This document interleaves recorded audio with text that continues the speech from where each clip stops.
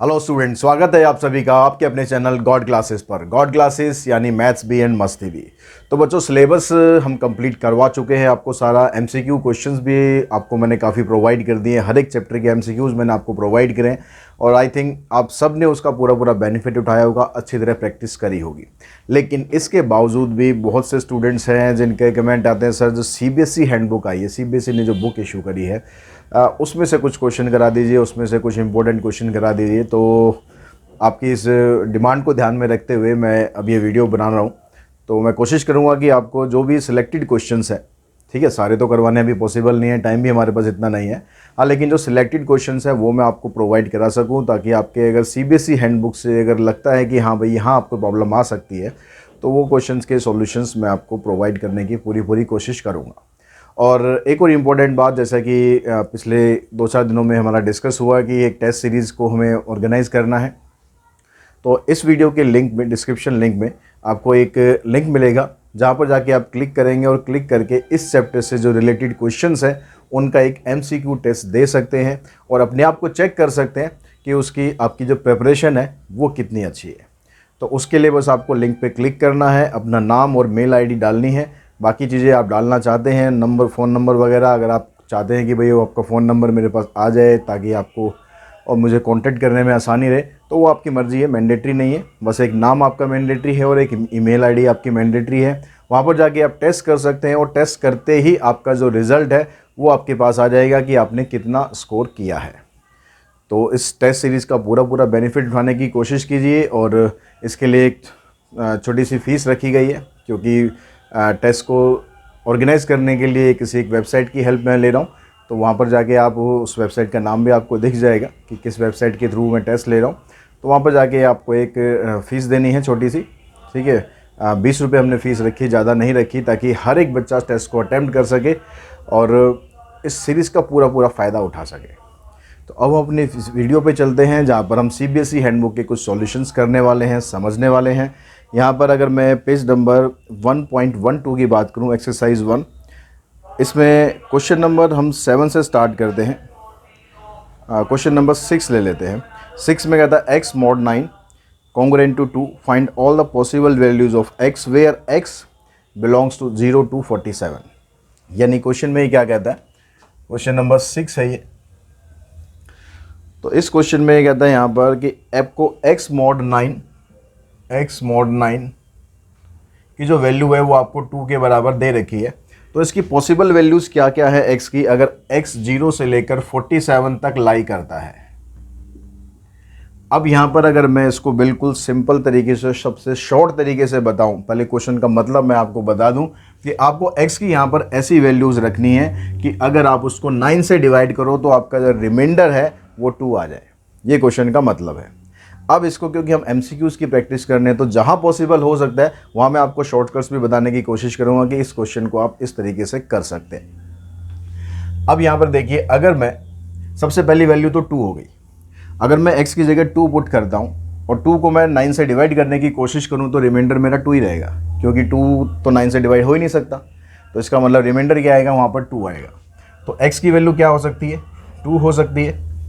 अब उसके बाद आपको क्या करना है, ज़्यादा कुछ सोचने समझने की ज़रूरत ही नहीं है। अगर आपने पहली वैल्यू निकाल ली है तो अगली वैल्यूज़ के लिए आपको बस ये मोड में जो वैल्यू दे रखी है उसको प्लस करते चलो। अगर मैं 2 के अंदर 9 प्लस करूँ तो आ जाएगा 11, 11 के अंदर 9 प्लस करूँगा आ जाएगा 20, 20 के अंदर 9 प्लस करूँगा 29, 29 प्लस 9 38, 39 प्लस 8 47। 47 नहीं ले सकते क्योंकि x की वैल्यू 47 से कम होनी चाहिए। तो आपके पास x की ये 5 वैल्यूज़ हो सकती है, ठीक है। बुक में जो आंसर आपको दिया हुआ है शायद उसमें यहाँ पर 2 नहीं दिया हुआ है, तो 2 यहाँ पर क्योंकि ऑलरेडी उसने क्वेश्चन में दे रखा था, इसलिए वहाँ पर आंसर में उसने नहीं यहाँ पर लिया है। क्लियर होगी बात। अब नेक्स्ट क्वेश्चन में चलते हैं, क्वेश्चन नंबर 7। 7th क्वेश्चन में क्या था, find the positive integers less than 50 forming the equivalence class 4 4 modulo 6। Equivalence class किसके लिए बनानी है आपकी, 4 4 मॉडुलो 6।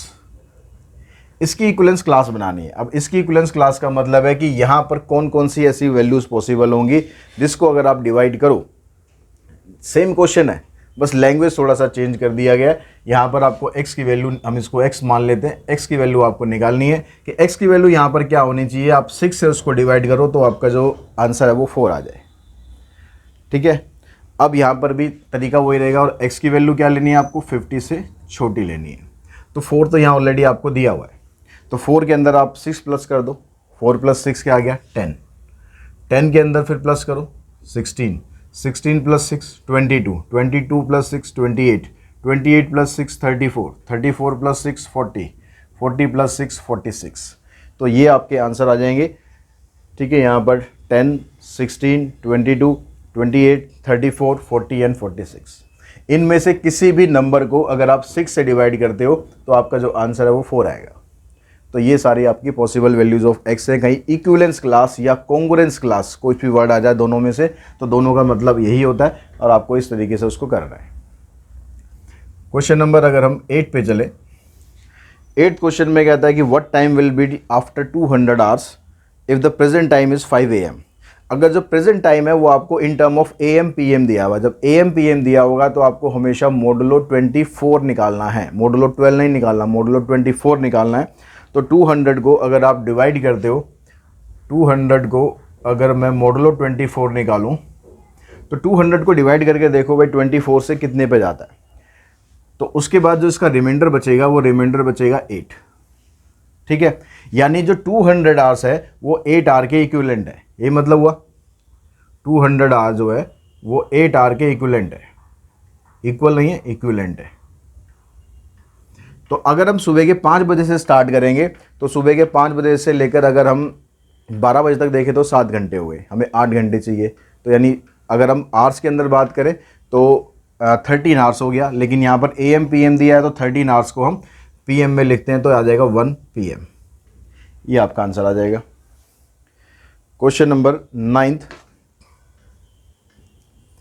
तो 9th क्वेश्चन में आपको दिया हुआ है there are 81 boxes with 21 article in each. आपके पास 81 बॉक्सेज हैं टोटल, हर एक बॉक्स के अंदर 21 आर्टिकल्स हैं।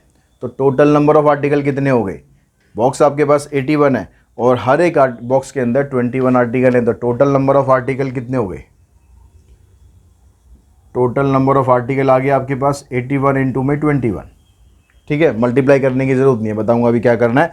अब उसके बाद आगे कहता है when we rearrange all the articles so that each box has 5 articles.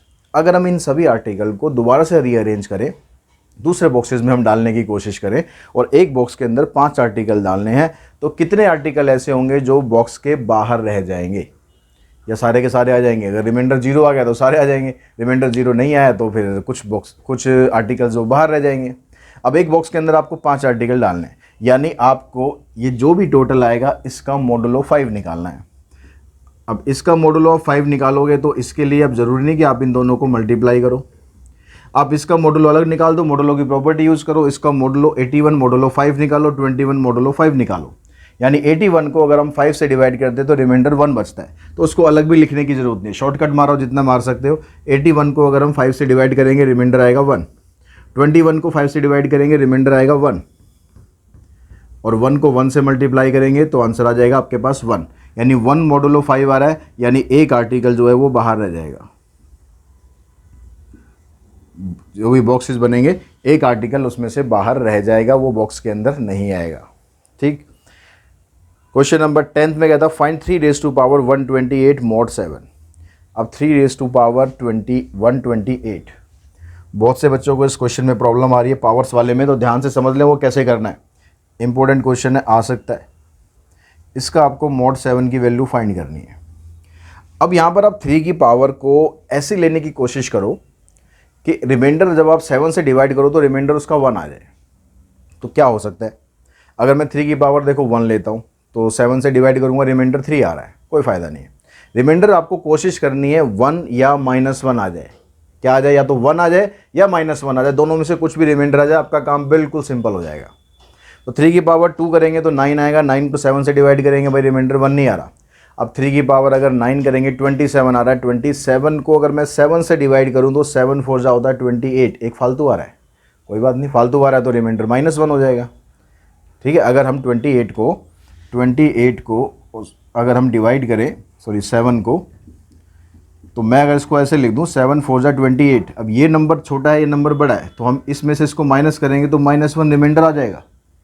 ऐसे करते हैं ना डिवीज़न में, इसको इसमें से इसको माइनस करते हैं, तो 27 माइनस 28 मतलब -1 आ गया।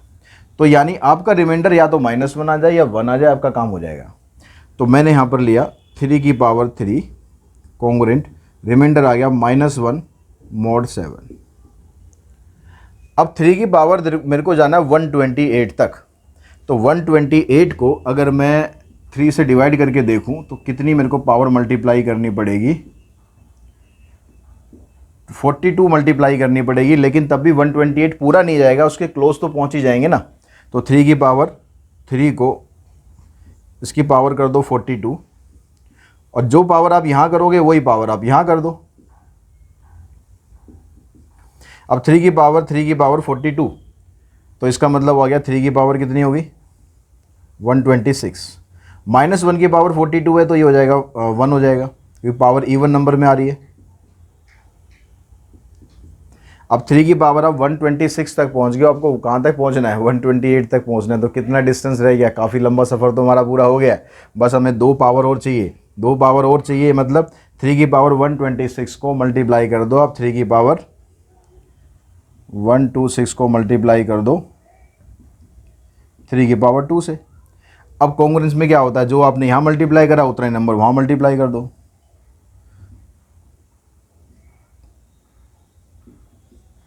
अब 3 की पावर इधर तो आ गया 3 की पावर 128, इधर क्या आया 3 की पावर 2, 3 की पावर 2 क्या होता है 9, 9 को 7 से डिवाइड करोगे आंसर क्या आएगा 2, तो इसका जो आंसर है आपका, इसका आंसर आ गया 2। ठीक है, समझ में आ गया। अब हम पेज नंबर 119 पर जो क्वेश्चन नंबर 2 है उसमें आपको क्या दिया हुआ है, कहता है द एवरेज सैलरी पर head of the entire staff of A small factory including the supervisor and the labour is ₹5750। एक फैक्ट्री है, उसमें जो एंटायर स्टाफ है मतलब पूरा जो स्टाफ है फैक्ट्री का, उसकी अगर हम एवरेज सैलरी की बात करें तो वो आती है 5750। ठीक है, उसके अंदर सुपरवाइजर भी है, उसके अंदर लेबर भी है। तो यानी यहाँ पर ये क्या कर रहा है, जो दोनों का मिक्सचर कर रहा है। अब यहाँ इंसानों का मिक्सचर हो रहा है, ठीक है, हम ऐसे नॉर्मल कम्युनिटी का मिक्सचर कर दें, यहाँ इंसानों का मिक्सचर हो रहा है, कुछ सुपरवाइजर हैं कुछ लेबर हैं, उनकी एक एवरेज सैलरी आपको दे रखी है 5750। द एवरेज सैलरी पर head of the supervisor is ₹20,000 and the average salary of the labour is ₹5,000। Supervisor की एवरेज सैलरी 20,000 है, लेबर की एवरेज सैलरी 5,000 है। तो यहाँ पर आपके पास जब एलिगेशन मिक्सचर का आप कंसेप्ट यूज़ करोगे, क्वेश्चन नंबर ये सेकंड है, तो यहाँ पर जो सुपरवाइज़र है उनकी एवरेज सैलरी है 20,000, जो लेबर है उसकी एवरेज सैलरी है 5,000, और दोनों की जो एवरेज सैलरी है वो देखिए आपको 5,750। तो आपको ये बताना है कि find the number of labour in the factory if there are 4 supervisor. अगर 4 सुपरवाइज़र हैं तो फैक्ट्री के अंदर कितने लेबर हैं। तो यहाँ पर अगर मैं 4 रख लूँ, 4 सुपरवाइज़र हैं, तो फैक्ट्री के अंदर लेबर कितने हैं ये आपको बताना है। ठीक है, अब इसको अगर आप सॉल्व करो, अब यहाँ से इसको XY रख के भी कर सकते हो। ठीक है, अगर आपको यहाँ 4 ना रख के सीधा XY से लेके चलो उससे भी निकल जाएगा, मैं 4 रख के चलूँ सीधा उससे भी निकल जाएगा। तो यहाँ पर देखो कैसे सॉल्व करेंगे। रेशो में क्या होता है 4/x, 4/x। अब एलिगेशन वाले क्वेश्चन में हम क्या करते हैं, इसमें से इसको माइनस करते हैं, जो दोनों में से बड़ा देखे उसमें से माइनस कर दो। ये मत सोचो D-M करना है -D करना है, छोड़ो ना, उसे कुछ नहीं करना। आपको ये देखना है भाई दोनों में से बड़ा कौन सा है, उसमें से माइनस करो उठा के। तो 750 में इसमें से माइनस करेंगे तो ये आ जाएगा। अब यहाँ पर इसमें से माइनस किया, यहाँ पर इसमें से माइनस कर दो, तो इसको माइनस करोगे कितना आ जाएगा आपके पास 0, 10 - 5 5, 9 - 7 2, 9 - 5 4, और इधर बच गया 1 9, सॉरी यहाँ बच गया 1, 14,250। अब इसको सॉल्व कर लो, यहाँ से इसको सॉल्व करा, 25 से इसको काटा और 125, यहाँ पर आ गया 7, इसको हमने काटा 19 से, इसको क्रॉस मल्टीप्लाई करो तो x की वैल्यू आ जाएगी आपके पास 76। यानी इसका मतलब क्या हुआ, जो नंबर ऑफ लेबर है वो आपके पास 76 के बराबर है। उसके बाद देखते हैं इसमें क्वेश्चन नंबर 5। 5th क्वेश्चन में कहता है shopkeeper has 1 quintal of wheat, part of which she sell at 18% gain and the rest at 28% gain. एक शॉपकीपर के पास 1 क्विंटल ऑफ व्हीट है, 1 क्विंटल का मतलब 100 किलो, ठीक है, 100 किलो उसके पास व्हीट है, उसमें से वो 18% जो गेन है वो एक पर लेता है, दूसरे पर 28% का गेन लेता है। In the total she gain 24%। अगर टोटल जो गेन उसको 24% होता है तो find the quantity of wheat sold at 18% and 28%। तो 18% वाला व्हीट वो कितना बेच रही है और 28% वाला व्हीट कितना बेच रही है, क्योंकि उसको ओवरऑल जो प्रॉफिट हो रहा है वो 24 हो रहा है। तो जो पहले वाली जो आपके पास व्हीट है, क्वेश्चन नंबर 50 है ना ये, तो पहले वाला व्हीट है वो उस पर प्रॉफिट हो रहा है 18%, तो दूसरे वाला व्हीट है उस पर प्रॉफिट हो रहा है 28%। परसेंट को छोड़ ही दो, कुछ काम है ही नहीं। और जो एवरेज है वो प्रॉफिट हो रहा है 24%। तो भाई दोनों तरह का व्हीट वो कितना कितना बेच रही है। तो ये वाला व्हीट हम मान लेते हैं इसकी रेशो x है, इसकी रेशो y है। अब यहाँ से x y निकाल लो आप, x की वैल्यू अब ये बड़ा है 28 माइनस 24 4 आ गया, यहाँ 24 माइनस 18 6 आ गया। तो यानी x की अगर क्वांटिटी 2 है तो y की क्वांटिटी 3 है, ये मतलब हो गया। अब जो 18% वाला व्हीट है उसकी क्वांटिटी कितनी है, दोनों की क्वांटिटी पूछी है इसने। क्वांटिटी ऑफ 18% व्हीट, 18% व्हीट मतलब 18% जो प्रॉफिट पे बेच रही है वो वाला टाइप है, समझ जाना क्या बताना चाह रहा हूँ। तो 18% वाला व्हीट कितना है, उसकी रेशो आ रही है 2, टोटल रेशो कितनी है 5, क्वांटिटी टोटल कितनी है हमारे पास 1 क्विंटल, 1 क्विंटल मतलब 100 किलो। तो 40 किलो व्हीट जो है वो बेच रही है 18% वाला, और बाकी 100 किलो था तो दूसरा निकालने की ज़रूरत है क्या, अगर ये 40 किलो है तो दूसरा 60 किलो आ गया। कौन से वाला, 28% वाला। उसके बाद देखते हैं क्वेश्चन नंबर 6। तो 6 क्वेश्चन में कहता है 600 gram of jaggery syrup has 40% jaggery in it. 600 ग्राम हमारे पास जैगरी सिरप है, ठीक है, उसके अंदर 40% जैगरी है। And how much jaggery should be added to make it 50% in the syrup. तो इस सिरप के अंदर हमें उसे 50% क्वांटिटी करना है, जैगरी की क्वांटिटी 50% करनी है, तो हमें उसमें कितनी जैगरी मिलानी पड़ेगी। हम मान लेते हैं, पहले अब ये निकाल लेते हैं कि अभी जो जैगरी की क्वांटिटी है वो है कितनी। 600 ग्राम हमारे पास सिरप है, उसके अंदर 40% जैगरी है, तो क्वांटिटी ऑफ जैगरी कितनी होगी,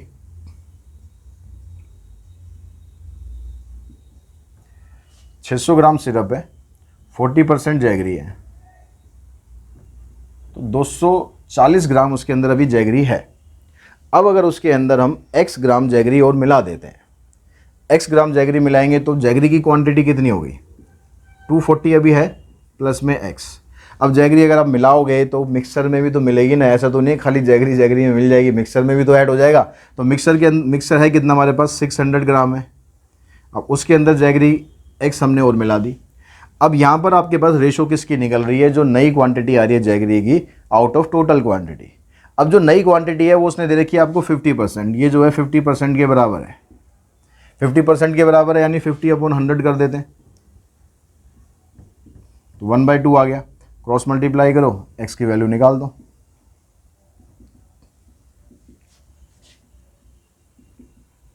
इसको उधर लाएंगे, इसको उधर लाके माइनस करो, तो 120 ग्राम जैगरी आपको उसके अंदर और ऐड करनी पड़ेगी, जिससे इसकी क्वांटिटी जो है वो 50% हो जाए, ठीक है। पेज नंबर 1.20 पे चलते हैं। यहाँ पर दिया हुआ आपको question number 3।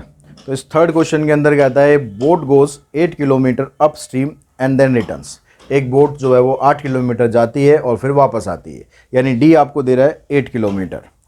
Total time taken is 4 our and 16 minute. आने और जाने में जो टोटल टाइम लग रहा है यानी T1 + T2 वो आपको दे दिया यहाँ पर 4 our and 16 minute. If the speed of current is 1 kilometre per hour, speed of current that means y की वैल्यू आपको दे दी इसने 1 kilometre per hour, and the find the actual speed of the boat. Actual speed of boat का मतलब यहाँ पर आपसे x की value पूछी जा रही है। तो अब यहाँ पर जो डिस्टेंस आपको दिया हुआ वो 8 किलोमीटर का डिस्टेंस है। क्वेश्चन नंबर 3 है ये, डिस्टेंस 8 किलोमीटर का हो गया। जो टोटल टाइम है आपको वो दे रखा है T1 + T2, कितना दिया हुआ है, टाइम आपको दिया हुआ है यहाँ पर 4 आवर एंड 16 मिनट। तो 4 आवर तो ठीक है, ये जो 16 मिनट आ रहा है इसको भी आप आवर में कन्वर्ट कर लो। इसको आवर में कन्वर्ट करने के लिए क्या करेंगे, आप इसको 60 से डिवाइड कर दो, 4 से हमने इसको काटा, 15 4 जा 60 प्लस 4 यानी 64/15 आवर्स। ये आपके पास इसका टोटल टाइम आ गया। y की वैल्यू दे रखी है आपको 1, x की वैल्यू आपको फाइंड करनी है। अब ये सारा जो डाटा आपके पास है, इस डाटा से आप देखोगे कौन सा फार्मूला आपको यहाँ अप्लाई करना है। डिस्टेंस के आपके पास 2 फार्मूले होते हैं, जब टोटल टाइम दे रखा होता है या टाइम का डिफरेंस दे रखा होता है। तो जब आपको टोटल टाइम दे रखा हो तो डिस्टेंस का फार्मूला ये होता है t x² - y² divided by 2x। तो इस फार्मूले का यूज़ करो। d आपको यहाँ पर दिया हुआ है 8, टोटल टाइम दिया हुआ है 64/15, x² - y² divided by 2 into में x तो हमें निकालना है। अब इसको आप सिंप्लीफाई करो, यहाँ से इसको कैंसिल करो, यहाँ से ये भी कैंसिल हो गया, बचा क्या यहाँ पर 15x को यहाँ क्रॉस मल्टीप्लाई करके लाओ, इधर आ गया आपके पास 4x² - 4। सारी टर्म्स को एक तरफ इकट्ठा करो तो आपके पास जो इक्वेशन है वो क्या बनेगी, 4x² - 15x - 4। Splitting middle term करो, मल्टीप्लाई करने पर 16 चाहिए आपको, 4x² - 16 प्लस x। यहाँ से आप 4x कॉमन निकाल लो, x - 4 प्लस 1 कॉमन निकालो, x - 4। आपके पास यहाँ बचेगा x - 4, एक फैक्टर बचेगा 4x + 1। तो एक से आपके x की वैल्यू निकलेगी 4, दूसरे से निकलेगी x की वैल्यू -1/4। अब जो स्पीड होती है वो माइनस में तो आप ले नहीं सकते हो, मजबूरी है आपकी, पॉसिबल ही नहीं होता। तो x की वैल्यू आपको मिलेगी 4, यानी एक्चुअल स्पीड ऑफ बोट आ जाएगी 4 km/h। नेक्स्ट देखिए क्वेश्चन नंबर 7 देखते हैं। 7th क्वेश्चन में क्या क्या दिया हुआ है। 7th क्वेश्चन में the speed of A motor boat and that of current of water is 36/5, यानी मोटर बोट की स्पीड और करंट की स्पीड यानी x और y की जो रेशो है वो आपको दे रखी है 36 और 5। The boat goes along with the current in 5 hours and 10 minutes। जो बोट है वो करंट के साथ मतलब डाउन स्ट्रीम स्पीड को हम डाउन स्ट्रीम टाइम को हम दिखाते हैं t1 से। t1 आपको दिया हुआ है यहाँ पर 5 hours and 10 minutes। तो फिर आप वही करो, 5 hours तो ये हो गया कंप्लीट, 10 hours मिनट को भी आवर्स में कंप्लीट कर लो। तो 6 5 30 प्लस 1 31/6 आवर्स। ठीक है, अब यहाँ पर आपको ये बताना है कि how much time will it take to come back, उसे वापस आने में कितना टाइम लगेगा, यानी आपको T2 बताना है, क्योंकि जब वो अलोंग द करंट जाएगा तो वापस क्या आएगा, अपोजिट द करंट आएगा, यानी आपको अप स्ट्रीम का टाइम बताना है। तो T1 आपको दिया हुआ है, T2 आपको निकालना है, एक्स वाई की रेशो आपको दी हुई है। तो एक्स वाई का जो फार्मूला होता है x/y का, ये फार्मूला होता है T2 प्लस में T1 divided by T2 minus T1। तो इस फार्मूले का आप यूज़ करो, यहाँ से आपके पास T2 की वैल्यू आ जाएगी। इसकी जो रेशो है वो है आपके पास 36/5। T2 तो हमें फाइंड करना है, ये हो गया आपके पास 31/6। यहाँ पर ये फाइंड करना है, ये आ गया 31/6। इसको आप सिंप्लीफाई करोगे तो यहाँ पर आ जाएगा 6T2 प्लस में 31, 6T2 माइनस 31, डिनोमिनेटर दोनों का जो आएगा उसको हम कैंसिल कर देंगे। इसको हम क्रॉस मल्टीप्लाई करते हैं, 36 को इससे मल्टीप्लाई करेंगे तो आ जाएगा 216T2, और 36 को अगर हम 31 से मल्टीप्लाई करेंगे तो आ जाएगा 1116। 5 से इन दोनों को मल्टीप्लाई करते हैं, 30T2, 5 1 जा 5, 5 3 जा 15। इसको आप इधर लेकर आओ, 216 में से इसको माइनस करेंगे आप तो ये आ जाएगा 6 और 1 8 और 1। इसको उधर ले जाके प्लस करेंगे, 6 + 5 11, 5 + 1 6 और 1 7, 2 और 1। तो आपके पास ये आ गया 186। T2 is equals to 1271। इसको आप इधर लेके जाओ। अब यहाँ पर एक तो चीज़ तो क्लियर है कि आपका जो आंसर है वो कम्प्लीटली डिवाइड तो होना नहीं है, क्योंकि ये आपके पास नीचे इवन नंबर आ रहा है, ऊपर ऑड नंबर आ रहा है, यानी आर्स के अंदर पूरा पूरा तो निकलेगा नहीं। जब निकलेगा नहीं तो उसको पहले ही मिनट में कन्वर्ट कर लो। मिनट में कन्वर्ट करने के लिए 60 से मल्टीप्लाई, क्योंकि इससे ये कैंसिल हो जाएगा इजीली। अब यहाँ पर 6 से आप इसको काटोगे, ये आ जाएगा, और 31 से 1271 को काटोगे तो ये 41 पे कट गया।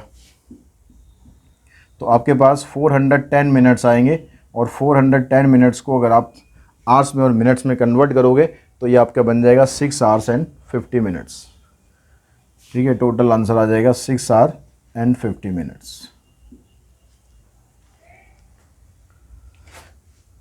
तो आई थिंक ये दोनों क्वेश्चन आपको क्लियर हो गए होंगे। नेक्स्ट क्वेश्चन पे चलते हैं। उसके लिए आपको निकालना पड़ेगा जो पेज है आपका, पेज नंबर 1.22। इस पर देखिए question number 5।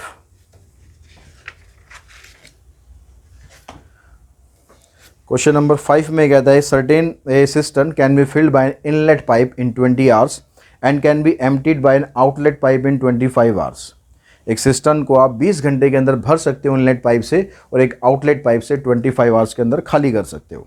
After 10 hour the outlet pipe is close. लेकिन 10 घंटे के बाद हमने भी चालाकी कर दी, 10 घंटे के बाद हमने आउटलेट पाइप को क्लोज ही कर दिया, यानी पानी निकलेगा ही नहीं बाहर। तो find the total time taken to fill the tank. तो उसको टोटल टैंक को भरने में कितना टाइम लग रहा है। तो अब यहाँ पर इसको मैं बिल्कुल शॉर्ट तरीके से आपको समझाऊँ तो दोनों का पहले 1-1 घंटे का आपको काम निकाल लेना है।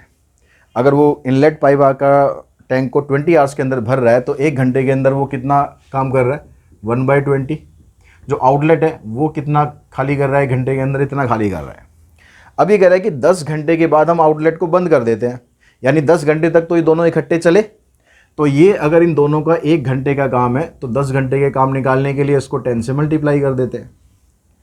अब उसके बाद जो आउटलेट आपका वो हो गया बंद। अब कौन चल रहा है आपका, सिर्फ इनलेट चल रहा है। अब जो इनलेट आपका चल रहा है वो कितनी देर चल रहा है, वो हम मान लेते हैं कि भाई जो टोटल टाइम x लगना था, टोटल टाइम अगर हम x लेते हैं उसमें से 10 घंटे तो आपका जो इनलेट है वो चल चुका है, इनलेट भी आउटलेट भी दोनों चल चुके हैं। ठीक है, जैसे आपका ये मान लो टैंक है तो स्टार्टिंग के जो 10 घंटे हैं उसमें इतना पानी आपका भर गया, उसमें दोनों पाइप चल रहे थे। टोटल टाइम आपका x है तो उसमें से 10 घंटे का काम तो आपका हो गया ना, बाकी बचा आपके पास x - 10 आवर्स। अब ये x - 10 आवर्स तक सिर्फ एक ही पाइप चल रहा है क्योंकि आपने एक तो बंद कर दिया, आउटलेट आपने बंद कर दिया, इनलेट चल रहा है बस। और ये सारा मिलाकर आपका पूरा का पूरा टैंक फिल कर देगा। पहले दोनों ने इकट्ठे मिलकर किया 10 घंटे तक, बाद में अकेले ए ने किया इतने घंटे तक। अब वो कितने घंटे तक किया है वो आपको निकालना है। तो इसको आप यहाँ मल्टीप्लाई करो, ये आ गया 10/20 - 10/25। इसको यहाँ मल्टीप्लाई करेंगे x/20 - 10/20 इज इक्वल्स टू 1। तो ये तो हो गया हमारा कैंसिल। इसको आप ले जाओ उस साइड, तो x/20 की वैल्यू आ जाएगी 1 प्लस में 10/25। तो 5 + 2 7 आ गया, 7/5। इसको यहाँ क्रॉस मल्टीप्लाई करो तो x की वैल्यू आ जाएगी 28 आवर्स। तो टोटल 28 आवर्स के अंदर वो टैंक पूरा का पूरा भर जाएगा इस कंडीशन में। ठीक है, अगर हम आउटलेट को चला छोड़ देते ना तो फिर और टाइम लगा देता, और ज़्यादा टाइम लगता भरने में। उसके बाद देखते हैं क्वेश्चन नंबर 7 देखते हैं। तो इस 7th क्वेश्चन में आपको दिया हुआ है a tank is fitted with 3 taps A, B and C। 3 तरह के टैंक आपके यहाँ पर फिट है। All the 3 taps if open together can drain the full tank in 1.5 minute. तीनों टैप क्या कर रहे हैं, पूरे के पूरे टैंक को ड्रेन कर सकते हैं 1.5 मिनट्स के अंदर। Tap B and C together take 2 minute to drain the tank. अब B और C को इकट्ठे चलाओ तो 2 मिनट लगेंगे, A और C को इकट्ठे चलाओ तो 2 and 4 by 13 मिनट लगेंगे। तो how long will tap A and B together take to drain the tank.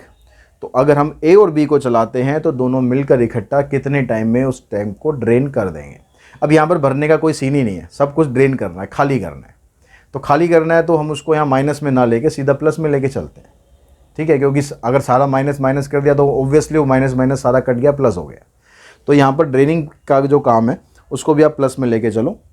अब पहली कंडीशन में क्या करेगा, तीनों पाइप को हम खोल देते हैं तो 1.5 मिनट के अंदर वो उसको कम्प्लीटली ड्रेन कर रहे हैं। तो हम मान लेते हैं कि भाई जो आपके पास पहला वाला वो है टैप है, उसको मान लेते हैं कि भाई x मिनट ले रहा था वो, दूसरा y मिनट ले रहा है, तीसरा z मिनट ले रहा है, और ये तीनों मिलकर जब काम करते हैं तो 1.5 का मतलब क्या हो गया, 3/2। तो 3/2 मिनट के अंदर ये पूरा का पूरा ड्रेन कर देते हैं, खाली कर देते हैं। अगर इसमें से ये कहता है कि अगर आप किसको चलाते हुए इकट्ठा, if B and C together, B और C, ये B का काम हो गया, ये C का काम हो गया, अगर ये दोनों इकट्ठे चलें तो केवल 2 ही मिनट लगते हैं। अब यहाँ पर ये गड़बड़ होगी, यहाँ पर आएगा 1/3/2, तो ये ऊपर चला जाएगा तो 2/3 हो जाएगा ये। अगर ये दोनों मिलकर काम करते हैं तो ये 2 मिनट के अंदर कर रहे हैं, मतलब 1 मिनट के अंदर इतना काम हो रहा है।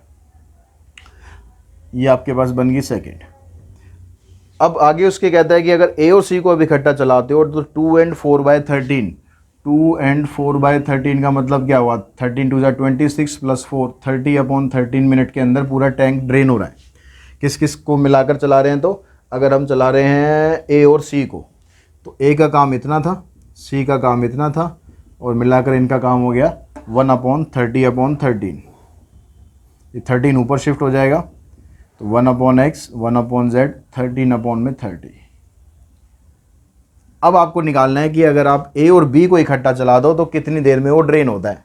तो आप क्या करो, इसको ऐड कर दो पहले तो।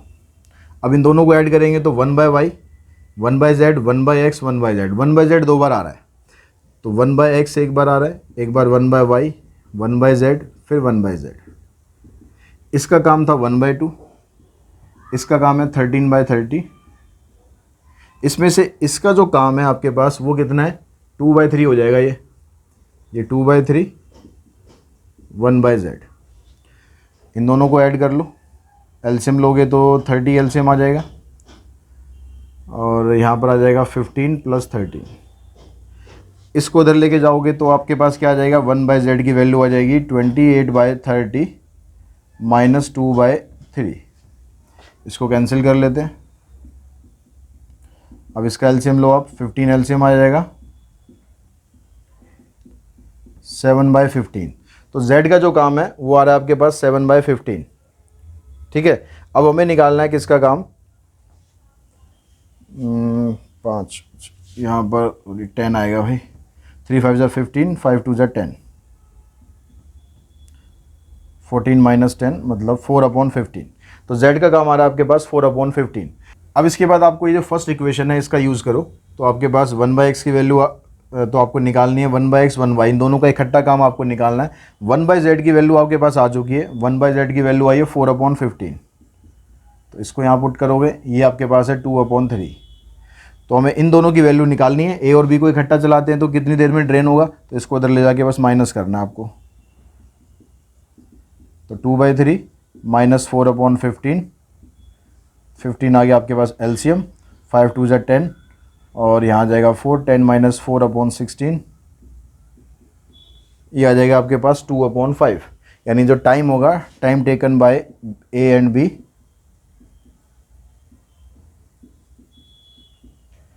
रेसिप्रोकल कर दो इसका 5/2 आवर्स, 5/2 मिनट्स, यानी 2.5 मिनट्स भी लिख सकते हो, या खाली 5/2 भी छोड़ सकते हो। जैसा भी आपके पास ऑप्शन मिलेगा उसी तरीके से अपने आंसर को आप छोड़ सकते हो। तो थर्ड क्वेश्चन के अंदर आपको जो दिया हुआ है स्टेटमेंट को अगर आप ध्यान से पढ़ो तो बड़े आराम से आपको समझ में आ जाएगा क्या इसमें करना है। कहता है इन 500 मीटर रेस ए डिफीट्स बी बाय 60 मीटर और 12 सेकेंड्स। ए बी को डिफीट कर रहा है, या तो 60 मीटर के डिस्टेंस से डिफीट कर रहा है, अगर टाइम की बात करें तो 12 सेकेंड से डिफीट कर रहा है। 500 मीटर की रेस है, तो ये आपके पास जैसे रेस है 500 मीटर की, ए यहाँ पर पहुँच गया, और बी जो है अभी इससे कितना पीछे है, 60 मीटर। अगर हम डिस्टेंस की बात करेंगे तो 60 मीटर से पीछे है, और टाइम की बात करेंगे तो 12 सेकेंड से पीछे है। तो इसका मतलब क्लियरली ये चीज़ आपके पास पता लग गई, अगर बी को यहाँ से यहाँ तक का डिस्टेंस कवर करना है तो उसके पास 60 मीटर का डिस्टेंस है, और 12 सेकेंड्स का उसके पास टाइम है। ठीक है, मिनट्स में नहीं है, 12 सेकेंड्स का उसके पास टाइम है। तो इसका मतलब बी की जो स्पीड है वो कितनी आ गई, तो डिस्टेंस अपॉन में टाइम, तो 5 मीटर पर सेकेंड ये बी की स्पीड आ चुकी है। अब बी अगर इसी स्पीड से काम करे, यानी इसी स्पीड से रेस कंप्लीट करे, तो उसको पूरी 500 मीटर की रेस कवर करने में कितना टाइम लगेगा, तो time taken by B to cover the complete race.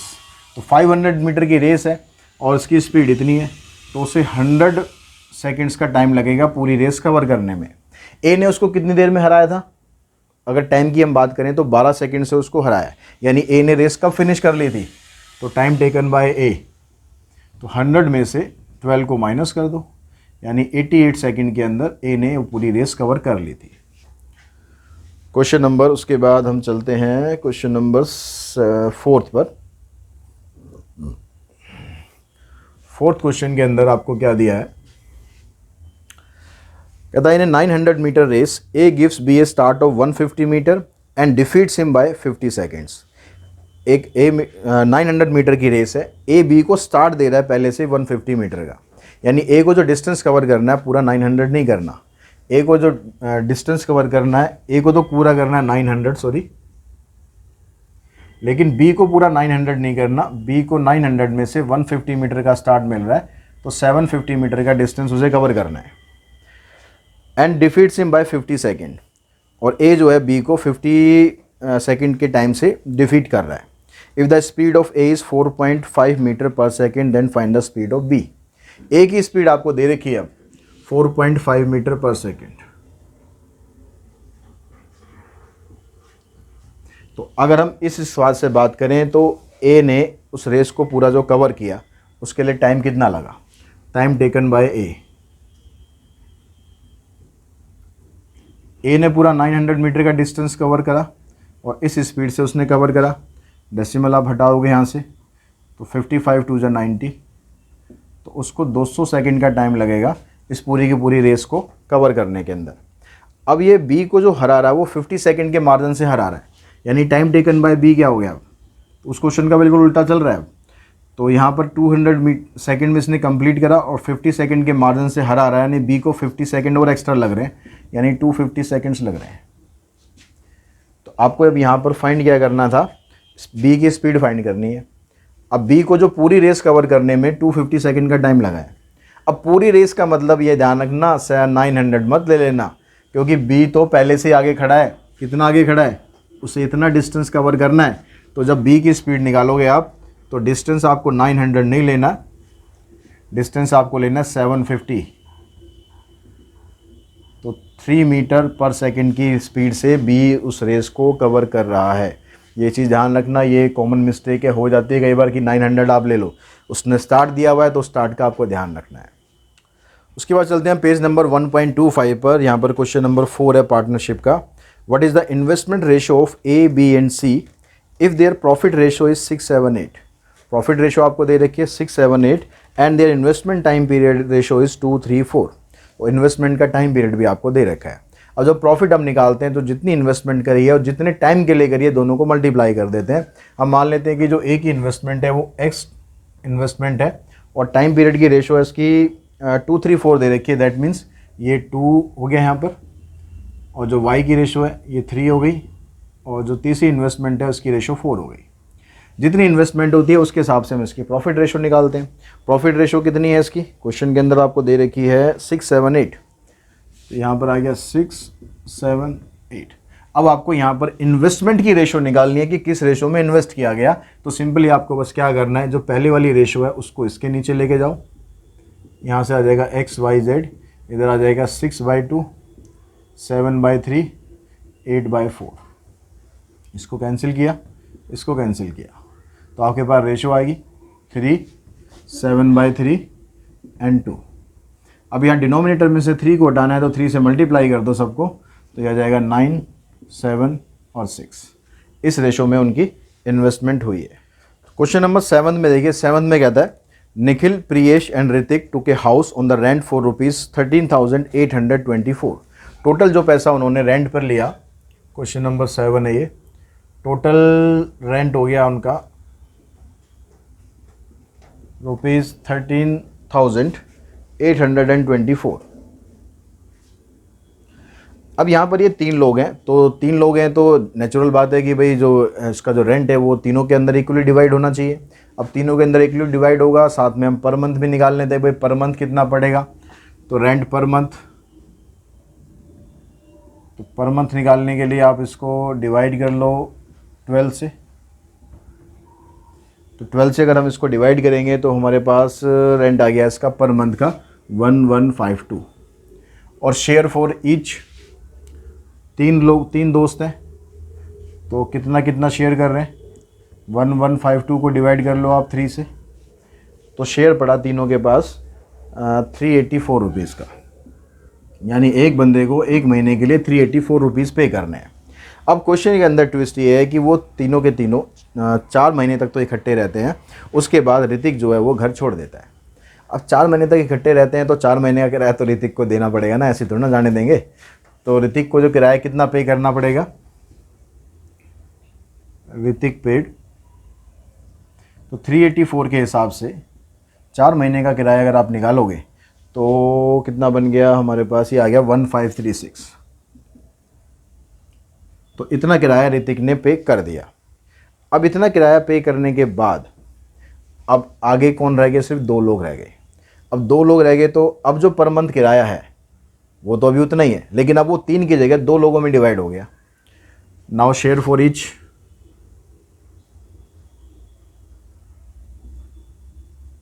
अब जो पर मंथ ये किराया था ये 2 लोगों में डिवाइड हो जाएगा। तो ये आपके पास बन गया, एक के पास आ गया किराया ₹576। अब उसके बाद क्या होता है, उसके बाद एक बंदा हो रहा है प्रियेश, वो भी घर छोड़ देता है, लेकिन कितने महीने बाद, 5 महीने बाद। यानी जो पहले 4 महीने का किराया वो तो वो देगा, वो 4 महीने का किराया उसका कितना बनेगा, जितना इसका बना था 1536, ये तो बनेगा ही बनेगा। जो आगे 5 महीने का किराया है, हर एक महीने का कितना है 576। तो अब प्रियेश ने कितना पे किया, 576 को मल्टीप्लाई कर दो 5 से, प्लस जो पहले 4 महीने का उसने भी तो दिया था ना 1536, तो ये भी आपको ऐड करना पड़ेगा। अब 576 को 5 से मल्टीप्लाई करेंगे तो 2880, 1536, इसको आप ऐड कर दो तो 4416 रुपीज़ ये पे करे यहाँ पर प्रियेश ने। अब प्रियेश ने पे कर दिए, ऋतिक पहले चला गया था, बच गया कौन, निखिल बच गया। अब भाई निखिल को तो सारा का सारा पे करना है, वो तो पूरा एंड तक रहेगा। तो निखिल ने कितना पे किया, तो यहाँ और कुछ ज़्यादा निकालने की ज़रूरत नहीं है, टोटल आपके पास किराया इतना था, उसमें से इतना पे कर दिया प्रियेश ने, इतना पे कर दिया इसने। तो इसको माइनस कर दो, माइनस करके जो भी बचेगा वो सारा का सारा इसको देना पड़ेगा, ₹7,872। तो बच्चों पेज नंबर 1.34 पे देखते हैं क्वेश्चन नंबर 4। कहता है show that the number 16 and 4 satisfy the numerical inequality, arithmetic mean is greater than equals to geometric mean. 16 और 4 दो नंबर आपको दिए हुए हैं, तो ए आपके पास हो गया 16 और बी हो गया 4। अब यहाँ पर ये कह रहा है कि जो इनइक्वलिटी होती है arithmetic mean is always greater than equals to geometric mean, इस इनइक्वलिटी को आपको शो करना है। तो अर्थमेटिक मीन का जो फार्मूला होता है, अर्थमेटिक मीन होता है a प्लस बी अपॉन में 2, तो उसके हिसाब से आप ये निकालोगे 16 प्लस 4 अपॉन में 2, 20/2 मतलब 10 आ गया। अगर आप ज्योमेट्रिक मीन निकालोगे तो ये होता है स्क्वायर रूट ऑफ AB, तो यहाँ 16 4 जा 64, 64 का स्क्वायर रूट हो गया 8। तो अब क्लियरली यहाँ से दिख रहा है हमें कि अर्थमेटिक मीन इससे बड़ा है, या तो बड़ा आना चाहिए या बराबर आना चाहिए, यानी arithmetic mean is greater then geometric mean. इस केस में ग्रेटर आ रहा है, किसी किसी में इक्वल्स टू भी आ सकता है।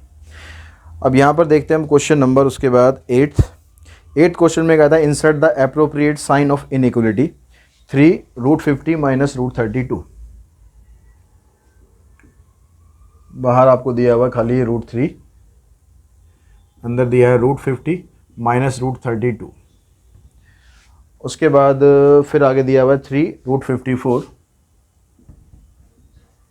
प्लस 2 √24। अब इसके बीच में आपको इनइक्वलिटी का साइन लगाना है। कौन सा साइन लगेगा, ग्रेटर लगेगा, लेस लगेगा, इक्वल लगेगा, तो उसके लिए पहले सिंप्लीफाई तो करना ज़रूरी है हमें से। तो यहाँ पर अगर आप इसका तो कुछ पेयर वेयर बनेंगे नहीं, इसके पेयर बनेंगे 5 5 और 2, ठीक है, 25 2 जा 50, तो 5 तो आ जाएगा बाहर, ही आ जाएगा √2। इसका पेयर बनेगा 4 4 16, 16 2 जा 32, तो 4 आ जाएगा बाहर। तो 5 √2 में से 4 √2 माइनस करोगे, आपके पास बच गया खाली √2, यानी ये तो आ गया √6। अब इसको देखते हैं कि ये क्या आएगा। तो यहाँ पर 54 के आप पेयर बनाओगे तो 9 6 जा 54 होता है, तो 9 का पेयर बन जाएगा 3 × 3, तो वो 3 आ जाएगा बाहर। तो ये तो मेरे ख्याल आई थिंक सबको बनाना आता होगा ना पेयर, में ज़्यादा डिटेल में इसमें नहीं जा रहा हूँ, मैं सीधा यहाँ लिख रहा हूँ 9 √6 आ गया। ऐसे यहाँ पर आ जाएगा 2 बाहर, 2 2 जा 4 √6, 9 + 4 13 √6, तो ये खाली √6 आ रहा है, ये 13 √6 आ रहा है। इसका मतलब ये वाली वैल्यू इससे छोटी है, यानी इसके बीच में ये वाला साइन लगेगा। उसके बाद देखते हैं इसमें question number 9th। If a and b are positive integers and a minus b upon 6.25 is equals to 8 upon में 2.5। अब आपको यहाँ देखना है कि ए और बी की वैल्यू में क्या इनइक्वलिटी लग रही है, ए बड़ा है बी बड़ा है या दोनों आपस में इक्वल हैं, कौन बड़ा है। तो उसके लिए आप पहले इसको इधर लेके जाओ। ए माइनस बी की जो वैल्यू है ये आ गई 6.25 इंटू 8 डिवाइडेड बाई 2.5। इसका डेसिमल हटाओगे 10 आ जाएगा, इसका डेसिमल हटाओगे 100 आ जाएगा। 25 से कट जाएगा 25 पे, ये कट जाएगा 4 पे, 4 2 जा 8, यानी आपके पास आ गया a minus b equals to 20। अब a माइनस बी अगर 20 आ रहा है दैट मीन्स यहाँ से क्लियर है कि a बड़ा है b छोटा है, तभी तो 20 आ रहा है प्लस में। अगर ये माइनस में आ रहा होता तो इसका मतलब b बड़ा होता। तो यानी a बड़ा है b से या b छोटा है a से, ये कह सकते हो आप। अब ऑप्शन में आपको दिया हुआ है b is greater than a, तो ये तो गलत हो गया। दूसरा दिया है b is less than a, ये ऑप्शन आपका ठीक है कि b की वैल्यू a से छोटी है। क्वेश्चन नंबर 10 देखते हैं। 10th में आपको p ग्रेटर देन q दे रखा है और साथ में आपको दिया हुआ है कि r less than 0। r less than 0 का मतलब क्या हुआ कि r नेगेटिव है, ये मतलब हुआ। अब आपको 4 ऑप्शन दे रखे हैं, कौन सा इसमें ऑप्शन ठीक है। जब नेगेटिव वैल्यू होती है, जैसे मान लो आपके पास मैं कहूँ कि 7 ग्रेटर देन 2 है, अगर मैं इसको किसी नेगेटिव वैल्यू से मल्टीप्लाई करूँ या डिवाइड करूँ, मैं अगर मान लो इसको -3 से मल्टीप्लाई करूँ तो ये -21 आ जाएगा और ये -6 आ जाएगा, तो इसमें इनइक्वलिटी का साइन उल्टा हो जाता है। जब भी किसी माइनस वाले नंबर से मल्टीप्लाई करोगे या डिवाइड करोगे, इनइक्वलिटी का साइन उल्टा करना है। यानी अगर मैं इसको r से मल्टीप्लाई कर रहा हूँ तो PR लेस देन QR होगा। तो ये आपका दे रखा है ऑप्शन में, ये वाला ऑप्शन आपका ट्रू है। लेकिन अगर आप माइनस करते हो या प्लस करते हो तो साइन कुछ चेंज नहीं होना चाहिए। मतलब मैं r को इसमें से अगर माइनस करूं तो साइन आपका यही रहना चाहिए, अगर मैं प्लस करूंगा तो भी साइन आपका यही रहना चाहिए। लेकिन यहाँ पर सभी में साइन इन्होंने उल्टा कर रखा है, तो ये दोनों ऑप्शन हमारे गलत हैं, ये ऑप्शन हमारा ठीक है। उसके बाद लास्ट 4th में कहता है नन ऑफ दीज, वो तभी आता जब हमारा कोई भी आंसर ना होता, तो हमारा आंसर ये वाला इसमें आएगा। ठीक है, आई थिंक तो इस क्वेश्चन के साथ ही जो इसके यूनिट 1 के क्वेश्चन थे CBSE हैंडबुक में से आई थिंक आपको इसको हेल्प मिली होगी कि क्वेश्चंस आपको CBSE हैंडबुक के कैसे करने। मैंने कोशिश करी है वो क्वेश्चन पिक करने की जो नॉर्मली आप ML अग्रवाल में या डी शर्मा में नहीं कर पाए हैं, और CBSE हैंडबुक में उस तरह के क्वेश्चन अगर दिए हैं डिफरेंट, तो उसको मैंने करने की कोशिश करी है। साथ ही जैसा मैंने वीडियो के स्टार्टिंग में बताया था, इस वीडियो के डिस्क्रिप्शन में आपको एक लिंक मिलेगा, वहाँ पर जाके आप अपनी नॉलेज टेस्ट कर सकते हैं, अपने आप को चेक कर सकते हैं कि यूनिट 1 की आपकी जो तैयारी है, प्रिपरेशन बोर्ड एग्जाम के हिसाब से कितनी सही है या सही अभी और करने की ज़रूरत है। तो आज की इस वीडियो में इतना ही। Thanks to all of you.